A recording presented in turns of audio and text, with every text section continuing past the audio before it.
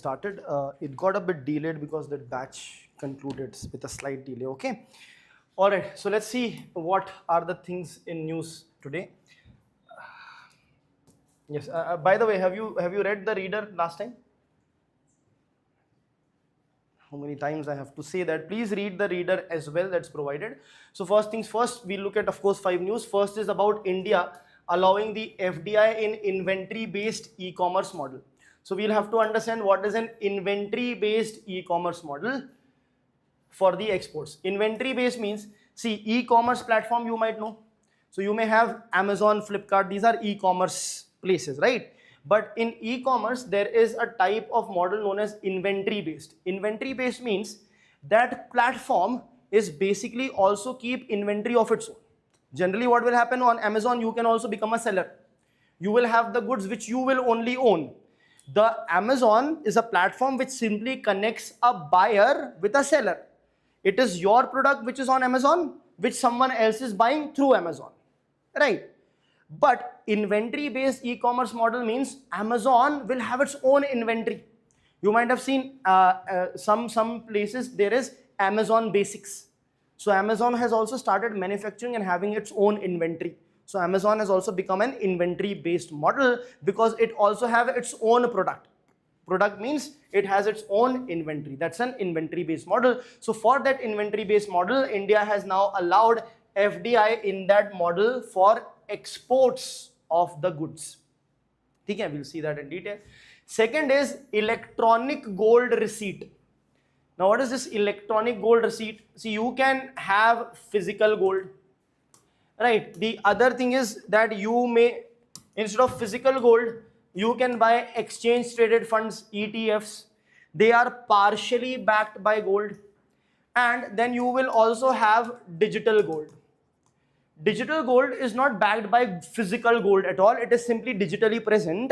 In fact, SEBI has said, want the people to invest in digital gold from investing in digital gold. Why? Because the gold may shoot up. So after 2-3 years, the return might be very high. These companies, because they are not taking your money and investing in physical gold, how will they pay you from? Where they will pay you from? That's a concern. So they warned us with respect to digital gold. However, now a new thing is coming, that is electronic gold receipt. If you want to invest in gold, you can buy electronic gold receipt. The good thing about it is, it will be backed by gold in the sense that you have invested in it. Now 2 years later, you think that, okay, no, I want to hold physical gold. So you can give that electronic receipt back and get the physical gold in its place. So it will have that backing of gold at the time of retrieving your gold. The next is CBDT. CBDT is center. This is what? CBDT. We did it last time.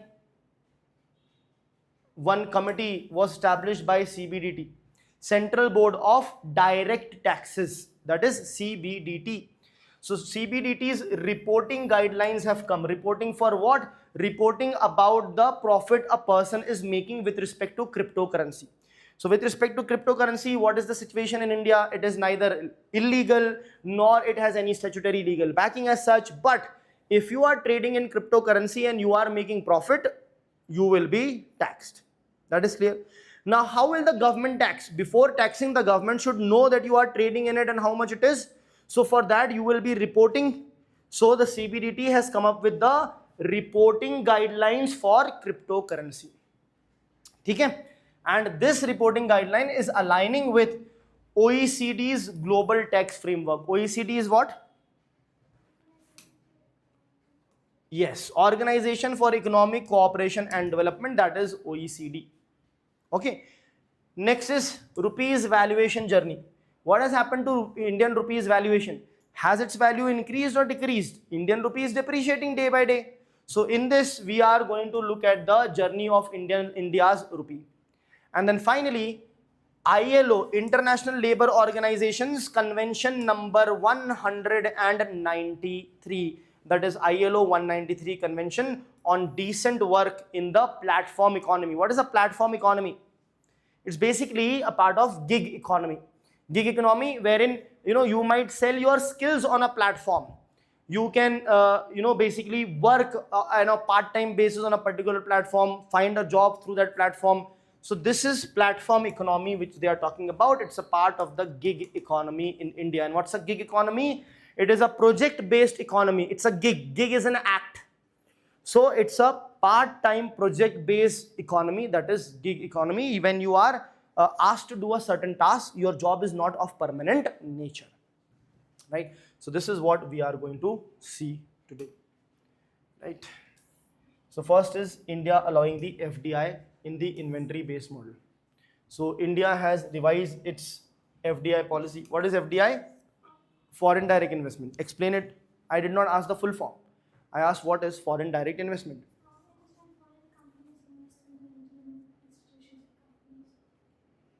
Then what is foreign portfolio investment?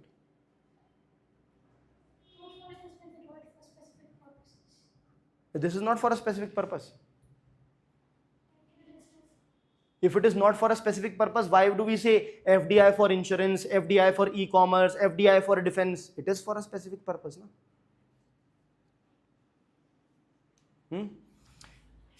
Whenever you invest more than 10% in a listed company, it is FDI.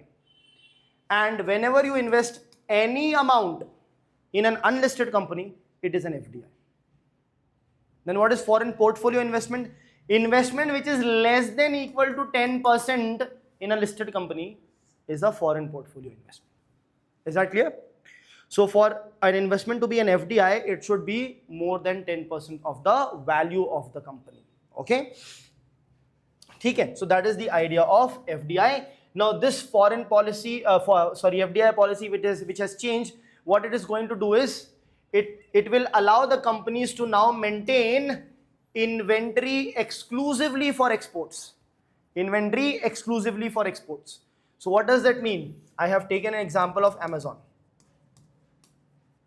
So Amazon, when it came into market, there used to be a buyer and there used to be a seller.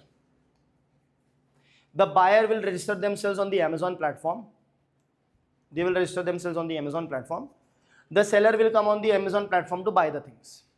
They don't know each other. Amazon platform became the aggregator. So when the seller gets registered and the buyer comes to buy from the Amazon platform. Now when the buyer is buying from the Amazon platform, it's not Amazon that is selling them. It is this seller which is selling through the Amazon platform. This is clear. But then later on, Amazon starts to hold its own inventory.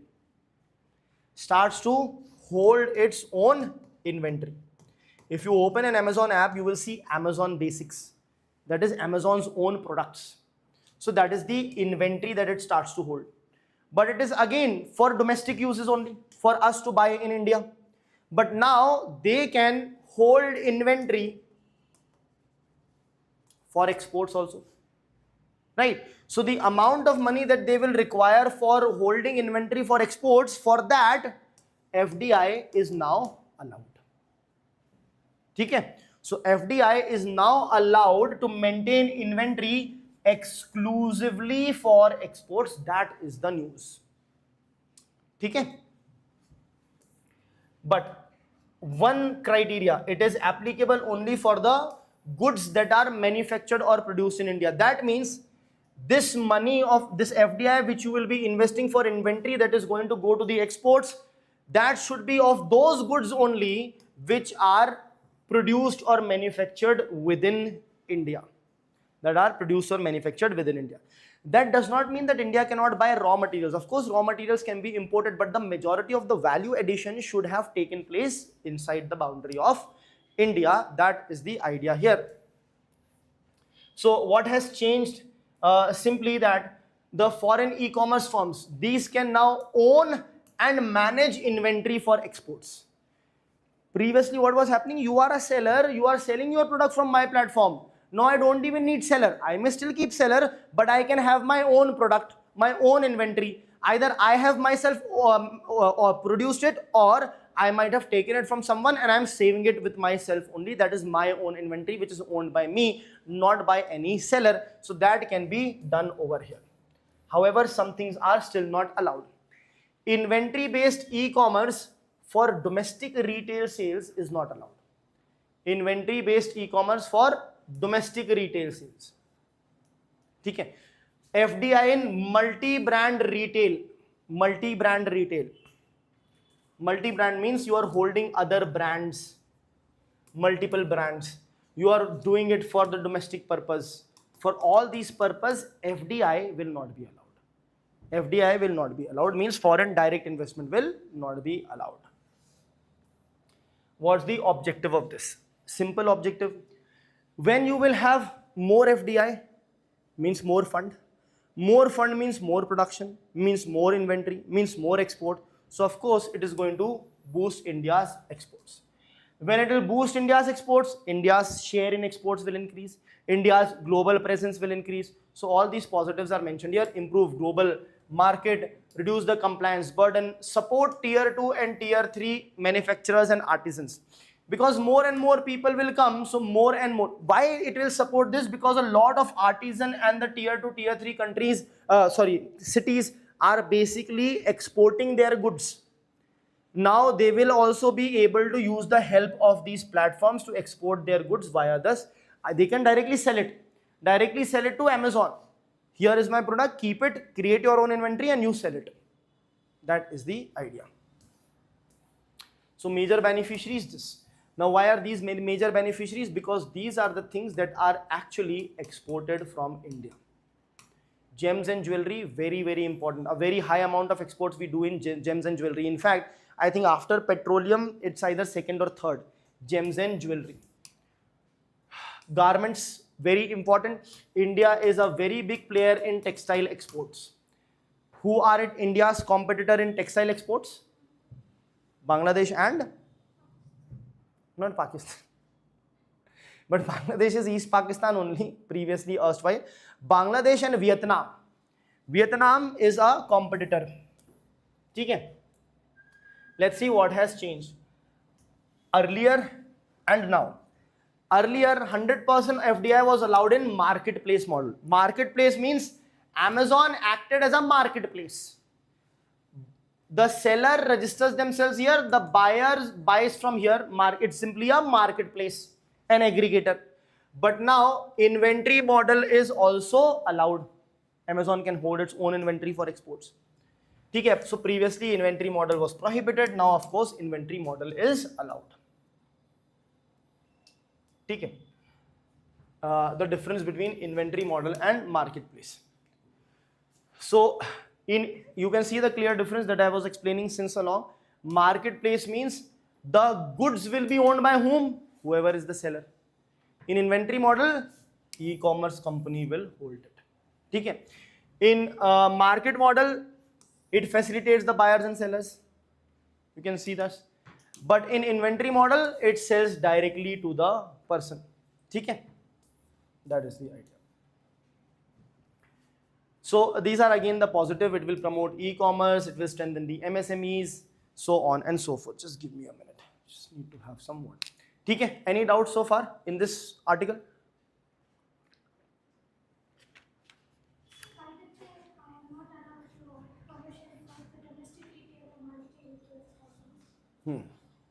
That is because, yes, for the online student, the question is, why are they not allowing for domestic purposes? See, because it is Amazon. It's a big player. If you allow it to own inventory for domestic purposes also, then what about, simple, it's a very simple funda. This is a seller and this is a buyer. Right, let's say it's a domestic buyer. For inventory model, it is not allowing FDI for domestic. Why? Because Amazon will get funding from USA and produce a lot of things, create its own inventory and sell it to us. What will happen to this seller? That is a problem. So this seller will be out of business. This seller is catering to the Indian population, right? So this is good. If we allow now, when inventory model FDI is allowed for exports only, So Amazon can have their inventory only for exports. But if it is allowed for domestic market, then what will happen? USA and all will start selling their products to us through Amazon. Okay, that is why we have not allowed it. Okay. You can see the concerns. One clear-cut concern is what? The clear-cut concern is how do we separate export and domestic inventories?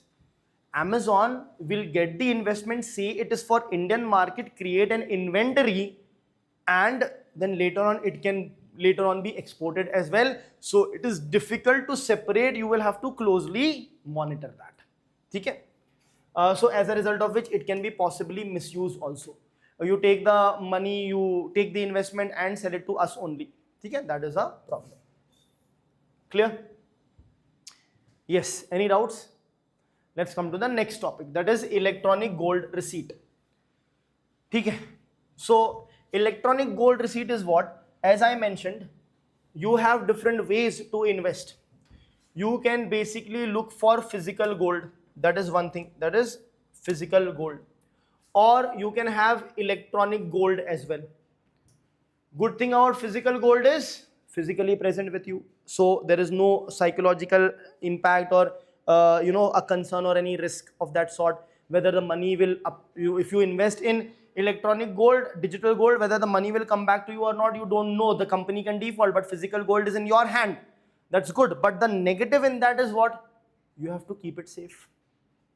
It's a concern. You cannot carry it from here to there. That is a concern. So you might save it in locker, which is a charge, but it is still good. Issue with digital gold is what? It does not have backing of the gold.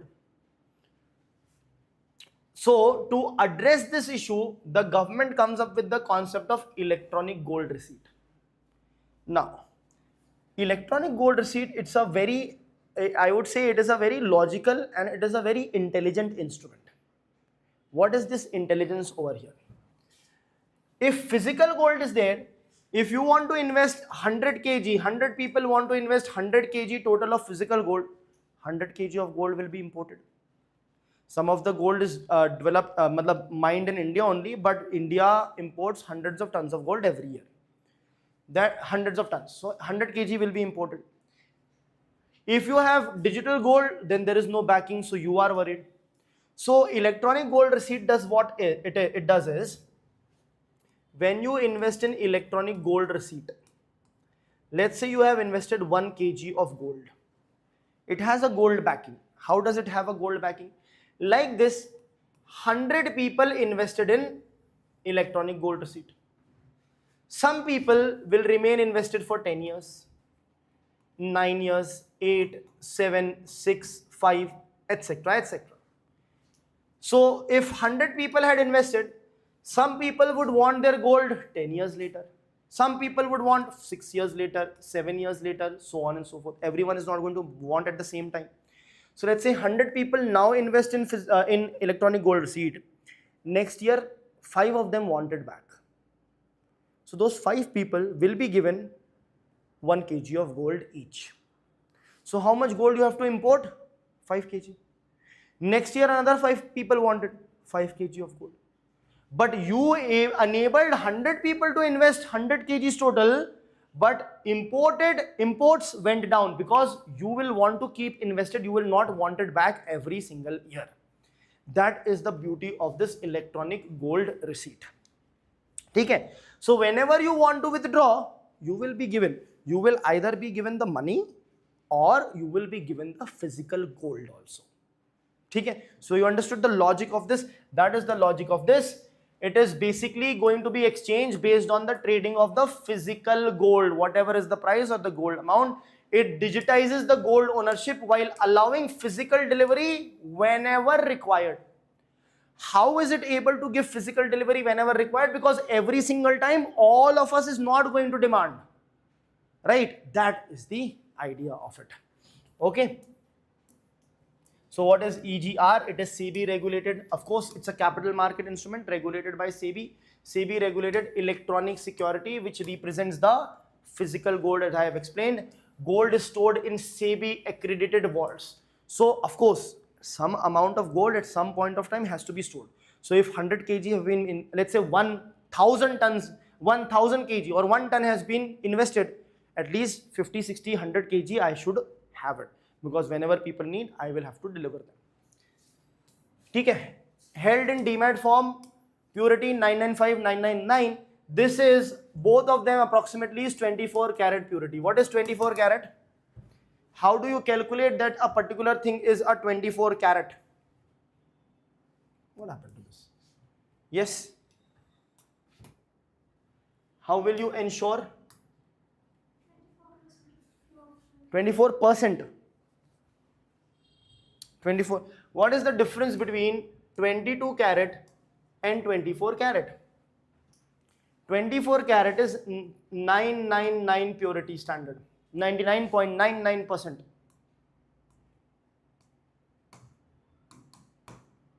This is approximately 91.6%. It is nothing but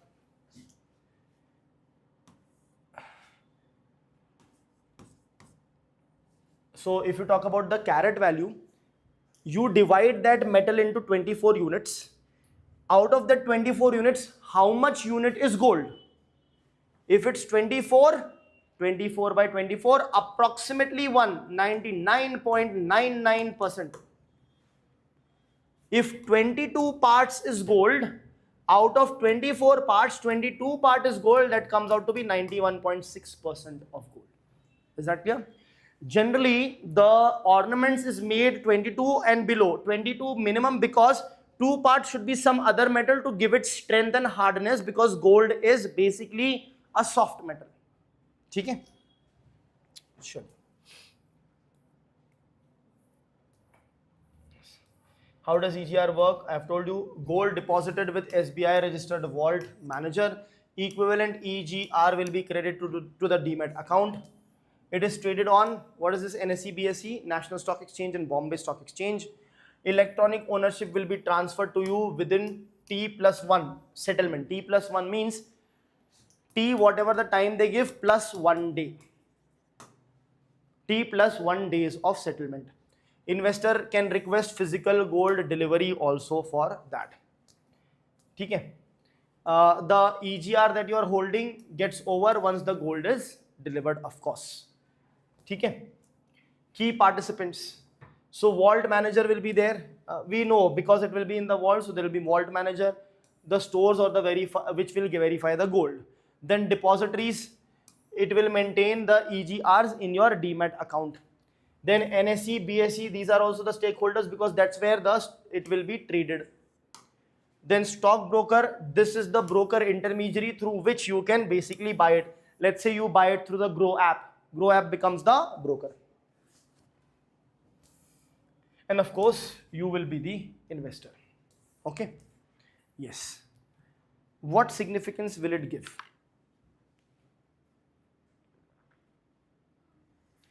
What is the significance of it? Okay, good.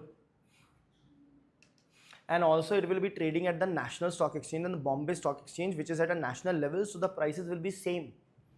You know, if you go for gold prices, you can check prices in Bangalore, prices in Chennai, prices in Mumbai, they will differ. But here, price for everyone is the same. Okay? It will be transparent. One nation, one price of the gold. One nation, one price of the gold. It will be secure storage, SEBI regulated, no locker or theft risk, assured purity through certified vault, and zero GST on EGR trading. Presently, there is GST in gold. So for EGR trading, the government plans to have zero GST. That is really a good thing. Okay. Challenges. Low investor awareness. We are getting aware because we are studying for UPSC. Okay, many people would not be aware that this is what the concept is, as a result of which trading is limited. Competition for there is competition from gold ETFs and digital gold as well. Many people are still investing in digital gold and they are also investing in ETFs. Okay. Why do people still invest in digital gold? Because awareness is not there. Also, now when you are investing in digital digital gold, phone pay, GPay, through that also you can invest 100 rupees, 200 rupees also you can invest in gold. That is why it is more prevalent. Okay, sure.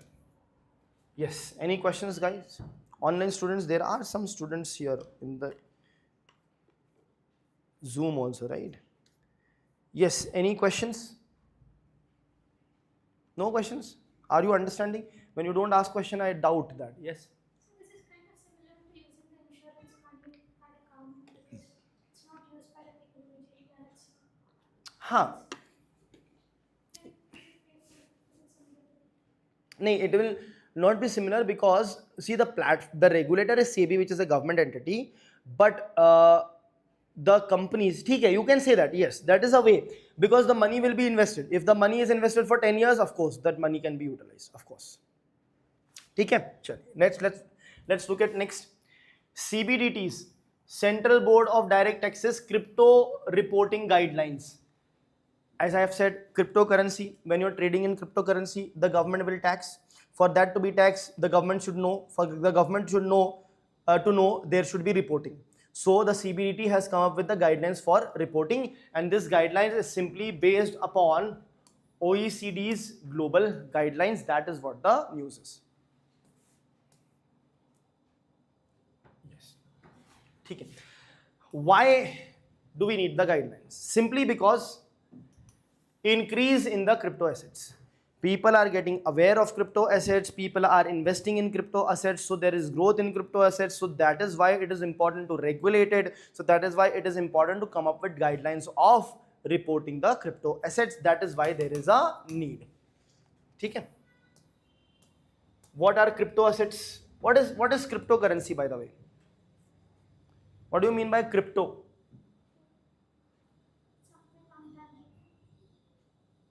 But what do you mean by crypto? Very good, yes. So what happened is cryptocurrency. So let's say there was a series of codes and puzzles which was linked to, if you keep solving that, this is encryption. If you solve it, means you decrypt it, you will earn Bitcoin. That is how it all started. Right? Now to solve those codes and puzzles, you need computers, supercomputers to do that at a faster pace. You will keep on getting Bitcoin. Amount of Bitcoin is limited. Like this, many people created their own cryptocurrencies. And people started trusting these currencies and started exchanging these currencies with each other. That is why these currencies became prominent. Okay. Now when these currencies became prominent, now people are basically buying and selling a lot. That is why there is a need for the guidelines. So what is a crypto asset? A digital representation of the cryptography. Digital representation of the cryptography, which is distributed ledger technology. Distributed ledger technology, this is basically a decentralized technology. It's decentralized. Okay? So that is the idea of a crypto asset.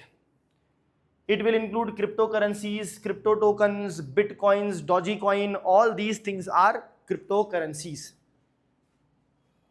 Okay? Let's look at the key reporting obligations. So whoever is the crypto service provider, you have, for example, Coin DCX. This is an app through which you can buy and sell cryptocurrency. So this entity, this organization becomes a service provider. Okay? Now this service provider has to conduct KYC verification. Who are trading? Determine the customer tax residency, means the customer on their platform is a resident of India or a foreigner. That's the residency. Collect the taxpayer identification number. Whenever you trade in securities, you will get something known as a TIN, taxpayer's identity number. Against that number, all the transaction will happen. So this needs to be collected. Maintain transaction records and file annual form for the same. These things need to be maintained. When they maintain this, they maintain transaction records also. So the government does not have to ask you. The government knows who has how much, and that will be linked to their TIN number, and this TIN number is linked to your PAN card, and that PAN card is linked to your Aadhaar card. That's it. The government can literally come to your house and take the money, because Aadhaar card is linked with your address and phone number, right? That is the idea. Okay? And of course, this is a very common thing. Preserve the records for verification. So any organization is anyhow required to preserve the record for certain period of time. Now, so you have digital records as well, so it can simply be kept forever. Okay? Significance. Yes, you should be able to tell the significance. What will be the significance? You read that. Okay, no, but good if you did not, because that's the first point. Tax evasion. There will be tax evasion. Instead of investing on other things, people will invest it here because they don't have to pay taxes on it. They don't have to pay taxes. Who said they don't have to pay taxes? Before, like, for cryptocurrency, there is no tax, right? There is tax. That is to electronic gold receipt in which GST is not there, right? This is cryptocurrency. Exactly, tax for cryptocurrency. There is a tax on cryptocurrency, no? I started by saying that the cryptocurrency is neither legal nor illegal, but if you trade in that and make profit, it will be taxed. Okay? And that is why the government wants to collect the tax from you. To collect the tax from you, the government should know how much you have earned. To know that, you should report. So instead of asking each one to report, the government asks the organization to tell me how many people are trading in cryptocurrency, how much they have earned. Right? Because of which you cannot evade the taxes. Okay? See this. KYC should be done. Tax residency, whether they are Indian or foreigners. Collect their TIN number, which is linked with PAN number, which is PAN card, which is linked with Aadhaar. Maintain the transaction records, how much you have transacted. Right? So that's why you cannot evade the tax. That's the first point. It prevents tax evasion. And it will disclose your cryptocurrency holdings. So that is why it will prevent undisclosed cryptocurrency holding. Okay? It will improve the tax compliance. It will increase the tax revenue of the government of India, so on and so forth. Okay? Chaliye. Is it clear? Yes, very good. Next, the rupees valuation journey. Nominal effective exchange rate, real effective exchange rate. So these are the two important terms that we will see. Right, let us understand them first directly. Now, nominal effective exchange rate, and then there is real effective exchange rate. What will be the difference between nominal and real?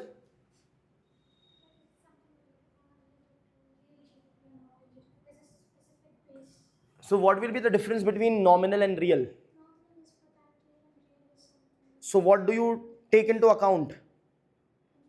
Inflation. Very good. So in nominal effective exchange rate, inflation inflates the amount.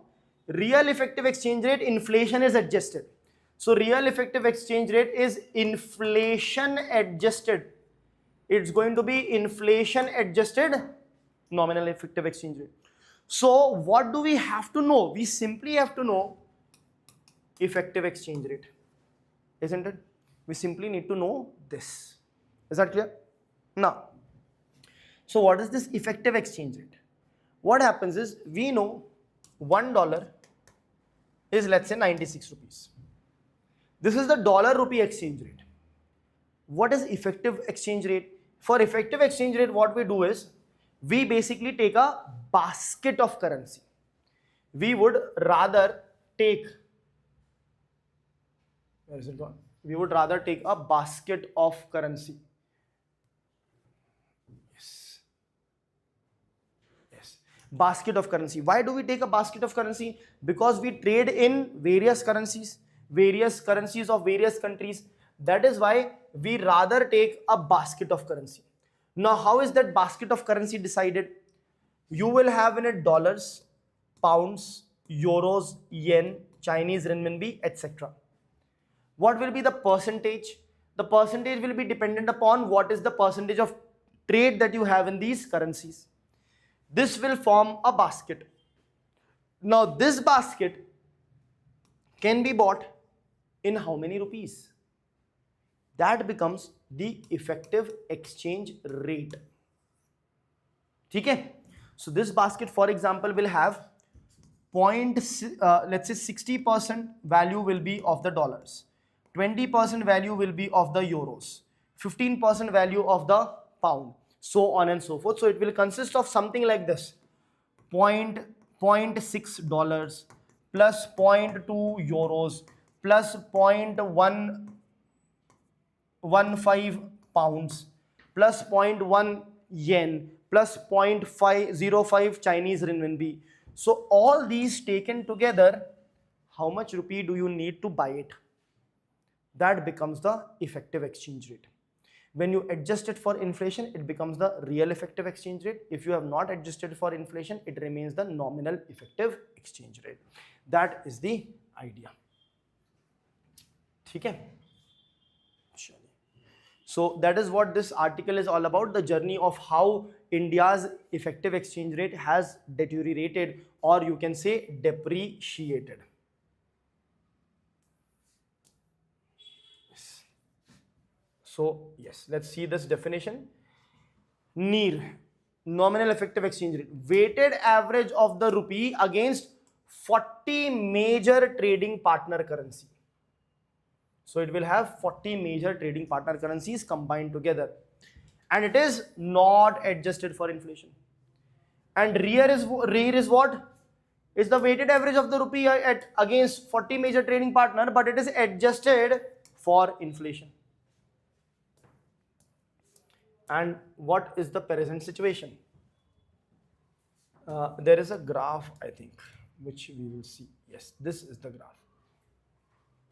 So this nominal effective exchange rate is this, and real effective exchange rate is this. Now you can see this has gone beyond 100 also. Why beyond 100? Because it has pounds also, and pounds also, you have euros also, pounds and all are beyond 100. Okay? That is why overall it has gone beyond 100 as well. Presently it is hovering at around this. Okay? So one thing you can see is, even though the dollar and Indian rupee exchange rate, in that exchange rate, the exchange rate is going worse for India.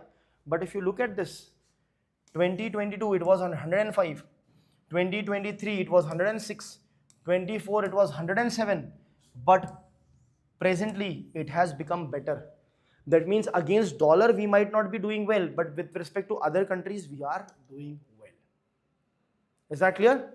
That is the idea. That is what this tries to showcase us. Clear? Any questions? You've understood those two concepts, right? Next is ILO's convention number 193 on decent work in platform economy. UPSC can directly ask in prelims, what is ILO convention 193? So you should know it is a convention on decent work which should be provided in the platform economy. Okay? So why this is in news? ILO has recently adopted this convention. First, like in the parliament, the bill comes, and then whether it passes or it does not pass, it gets adopted or it does not get adopted. The same thing happens in international organizations as well. So ILO brought in the convention 193, and which has now recently been adopted. Okay?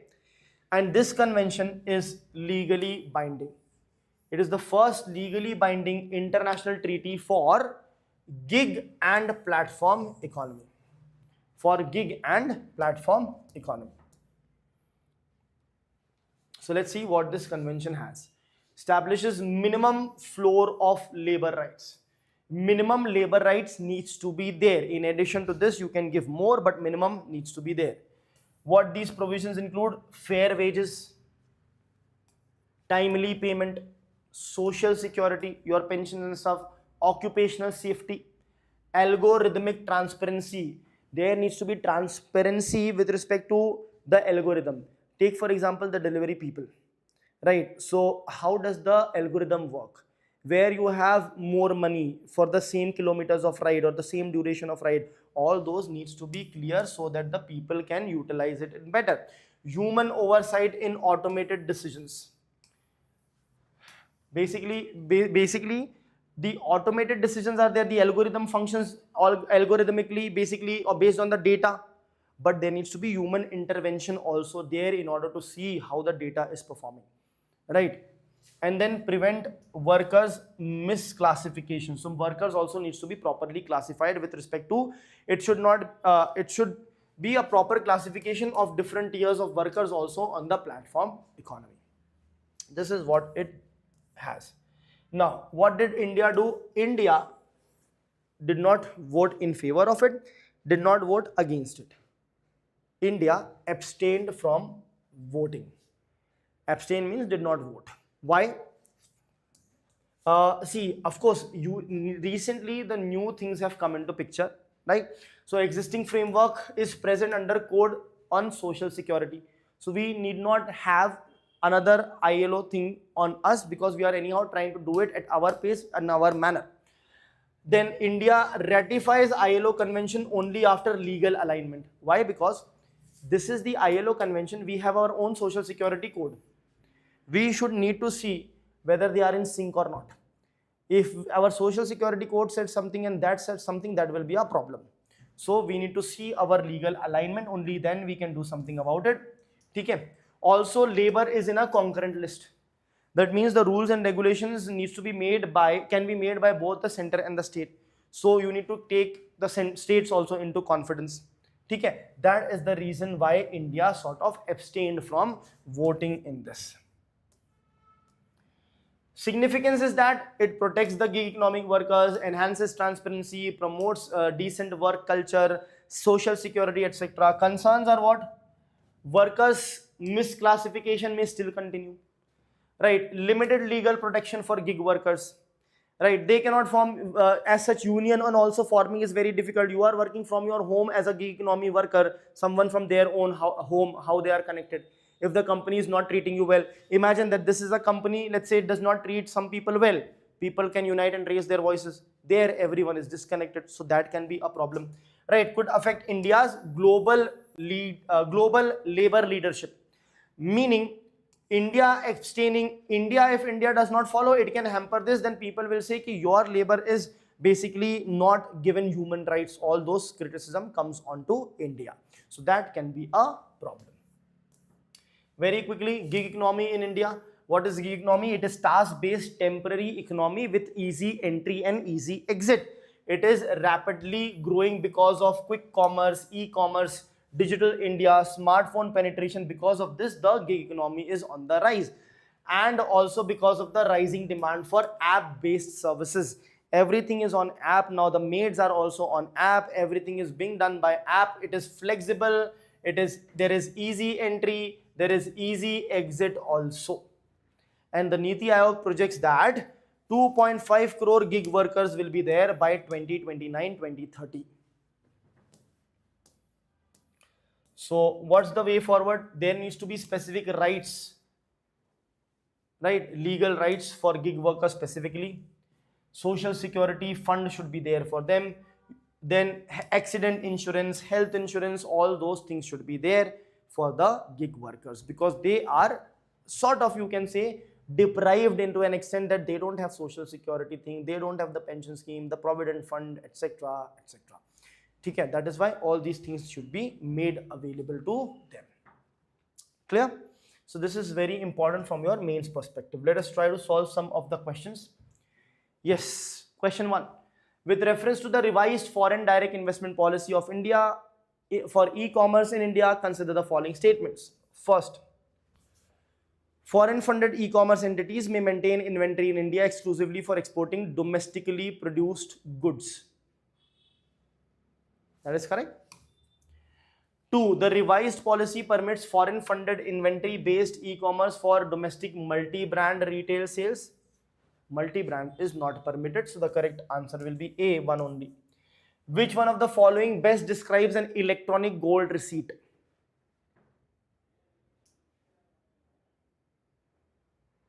Yes, what's the answer here?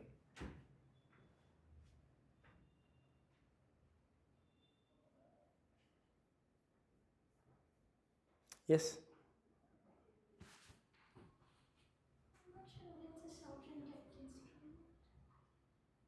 Which is the longest statement? That is the answer. What is it? SEBI regulated. SEBI will regulate. Electronic security, which represent the ownership of what? Physical gold, which is stored in accredited vaults. It's not sovereign debt instrument. It's not the government of India's debt instrument as such, okay? Even if you are confused, think about it. We studied, we discussed, never did I ever use the word sovereign. Okay?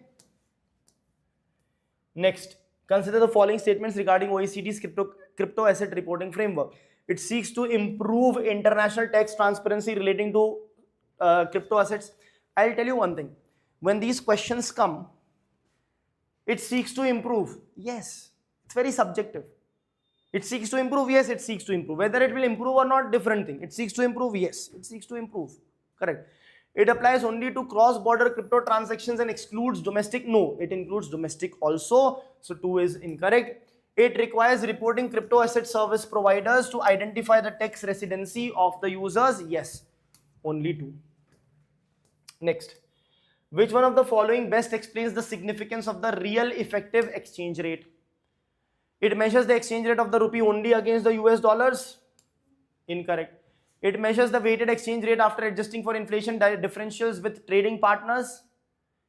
It represents the foreign exchange reserves maintained by Reserve Bank of India. It indicates the market determined daily exchange rate of the rupee. Which is the longest sentence?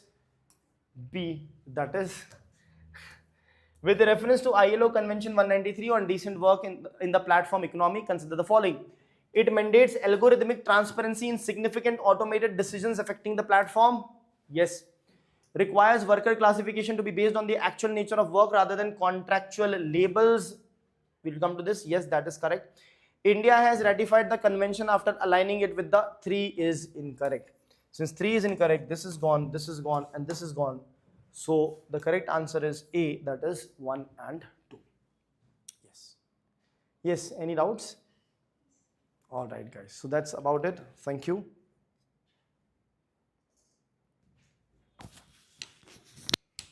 You are from which batch? A7, correct.